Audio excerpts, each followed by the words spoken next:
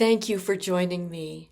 Today I want to share with you 4 ways to read and make sense of your world through a Christ-centered lens. I call them the 4 literacies. They are essential to mature Christian life and deserve to be explored. So first off, what is literacy? Literacy is the ability to read and comprehend. Much of what is written today is written at the 5th grade level, but most of us don't live 5th grade level lives, nor do we live in a 5th grade level world. We are challenged daily to sharpen our literacy skills because our complex world and the times we live in are trying to tell us something. So literacy is a meaning-making skill, which means it's one important way you assign value to things and make sense of your life, your circumstances, the situation you're in, your opportunities, and your world. Every one of us seeks meaning in life because the human spirit, your human spirit, whether knowingly or not, is irresistibly and unavoidably engaged in this mystery we call life. So here's our driving question. What forms of literacy help you to make sense of invisible divine life as it shapes what is truly human and visible in your own life? First is spiritual literacy, which is the ability to read and comprehend God's creative and redemptive work in the world today, especially in the outpouring and indwelling of the Spirit of the risen Christ. In the 4 Gospels, Jesus continually shows his followers then and shows us now, through his actions and through his teachings, how to read and comprehend God's creative and healing work.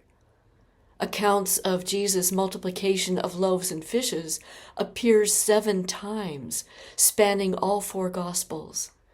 The Gospel writers really want us to read and comprehend what Jesus is doing, and it's not magic.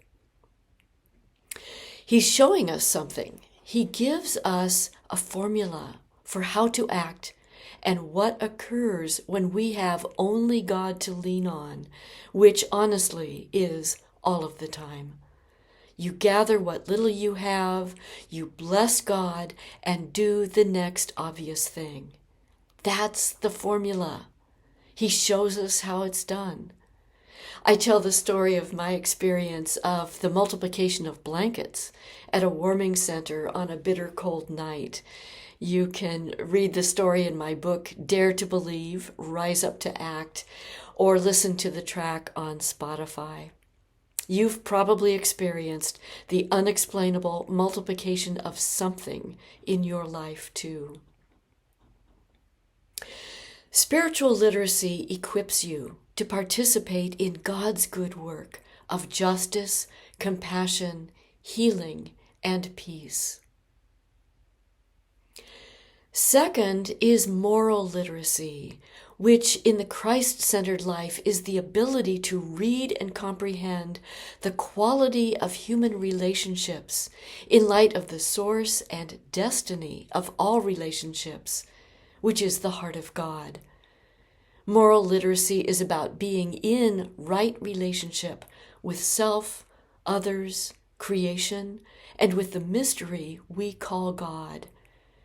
When we think of relationships, we often think of one-to-one, where the moral dimension plays an obvious role. I think also of the relationship of the haves and the have-nots, the powerful and those who lack agency, the ones who shape the narrative, and those who lack a megaphone. Moral literacy is crucially important to ensure rightful justice and society's wholeness. I am convinced that moral literacy, because it is so relational, is the path to a lively and healing peace. Why? Because being human, we tend to prefer to fight for our view of things and defend our space against those who don't think like us. But moral literacy, which is rooted in relationships of self-giving generosity for the good of others, calls us to a higher standard. Jesus' inaugural Sermon on the Mount, in Matthew chapters 5 through 7, is an especially important text in moral literacy. Jesus is our model. Moral literacy equips you to build and sustain relationships that express the deep justice, enduring peace, and all-embracing wholeness of the hidden God.